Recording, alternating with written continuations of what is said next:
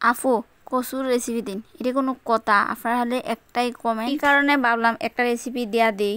আসসালামু আলাইকুম, সবার কিতা অবস্থা? আশা করি সবাই খুব বেশি ভালো আছেন। আজকে হঠাৎ করে আম্মারে কইলাম একটা রেসিপি দেও, কোনো পেজে ভিডিও দেওয়ার মতো কোনো ভিডিও পাইতেছি না। এই যে রিচের অবস্থা খুব খারাপ, নেট আসছিল না। এটা করার পরে আমার আম্মাই কইলেন, পরে আমার আম্মাই মজা করে আমারে কইন একটা কচুর রেসিপি দেয়া দে। দেখছুন নি, আমার আম্মাই আমার সাথে মজা করেন, সব দোষ আপনারাই এটা শিখাই দিই। পরে আমি আমার আম্মারে কইলাম কচু তো আমি রান্ধাম পারি না, আমি কিভাবে রেসিপি দিমু। পরে আমার আম্মাই কইলেন বাড়ির পিছনে যা গে দেখ, লাল কচু আছে, একটা লাল কচু লইয়া আজকে তলে একটা মজার রেসিপি আছে।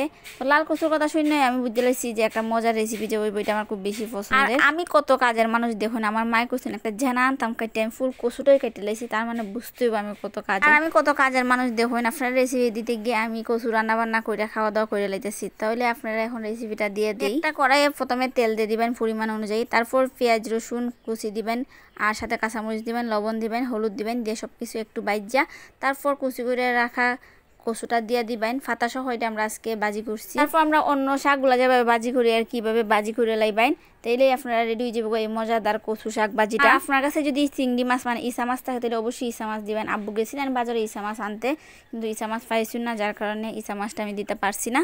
আর এই শাকটার মধ্যে একটু কাঁচামরিচটা বেশি দিবেন, ঝাল ঝাল হলে এই শাকটা অনেক বেশি মজা হয় আর কি। আর আব্বু আজকে বাজার থেকে জালি কুমড়া আনছিলেন, সাথে শোল মাছ আর কি মাছ জানি আনছিলেন। তো আজকে জালি কুমড়া দুপুরে লেগে ফাঁক করা হয়েছিল। এই তরকারিটা অনেক বেশি মজা। আসলে আমার আম্মার হাতের সব ধরনের রান্নাই অনেক বেশি মজা হয়।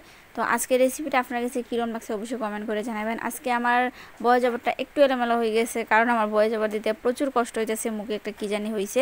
তো সবাই ভালো থাকেন, আল্লাহ হাফেজ।